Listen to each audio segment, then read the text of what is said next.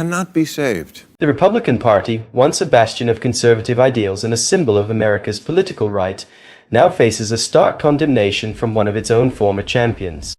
Joe Scarborough, a longtime Republican and staunch conservative, has reached a dramatic conclusion.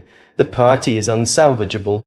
In a moment of blunt clarity, he declares that the GOP has strayed so far from its foundational principles under Donald Trump's leadership that it is beyond redemption. Scarborough's decision to leave the party is more than a personal turning point. It's a scathing indictment of a political movement he believes has sacrificed its integrity for populism, loyalty, and power. His critique raises a profound question. Can a party once rooted in small government, fiscal conservatism, and strong alliances ever find its way back from the brink? Meanwhile, Bill Maher serves as both a foil and a provocateur, offering a critical yet skeptical platform for Scarborough's candid reflections.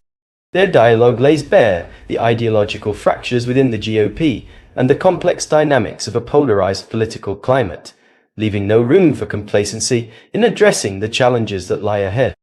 Let's see if Joe Scarborough can stand up to Bill Maher's tough questions. The conservative identity, once defined by principles such as small government, fiscal responsibility, and strong national defense, is now mired in an ideological crisis, and Joe Scarborough is at the heart of this struggle.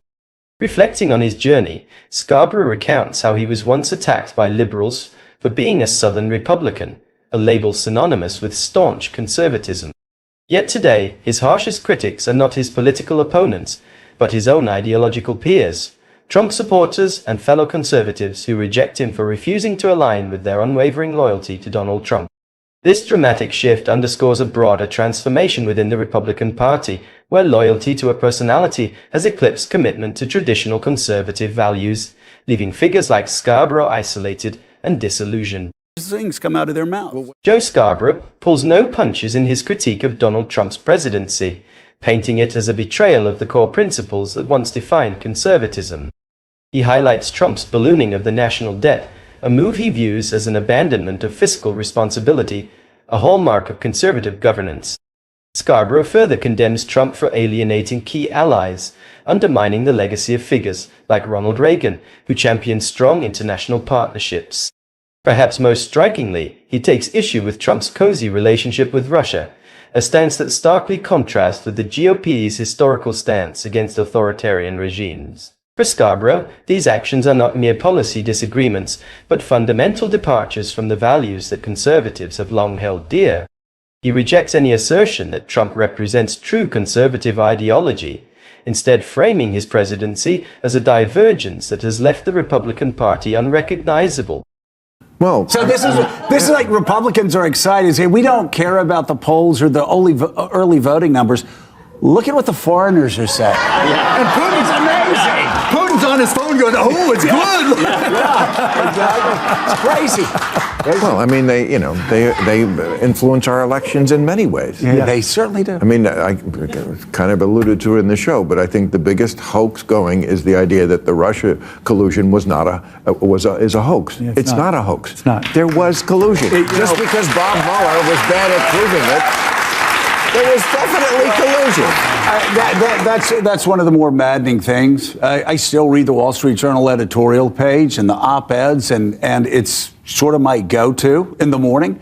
And it's maddening to even see people on there talking about Russia hoax. And you just want to say, read the Mueller report. Yeah. Read everything that's happened. Ask yourself why, time and time again, Donald Trump's doing things that make no sense. Why does he say in Helsinki in 2018 regarding Russia, I trust Vladimir Putin more than my own intel agencies? Why? As I always tell my kids, if something doesn't make sense, there's a good reason it doesn't make sense. And it's more dangerous than even that because they use it as a jumping off point. Like, well, since Russia was a hoax, then, and it's like, but Russia wasn't a hoax. Yeah. But once you get them to believe that Russia was a hoax, now anything goes. In the polarized theater of American politics, few names evoke as much controversy and raw emotion as Donald Trump. Once a symbol of aspiration for African American and Latino communities, his larger-than-life presence at sporting events and in pop culture painted a picture of a man embraced across racial divides. But as the storm of his political ascendancy gathered, Trump became a lightning rod of division, his words igniting both loyalty and outrage. It forces us to confront a startling question. Was Trump's transformation into a polarizing political figure a calculated maneuver or a revelation of his true nature? This is not just a story about politics, it's about identity, legacy, and the battle for truth in the age of spectacle. Please join the discussion to contribute ideas by commenting below. Don't forget to like and subscribe to the channel to watch more interesting videos. Thank you for your interest.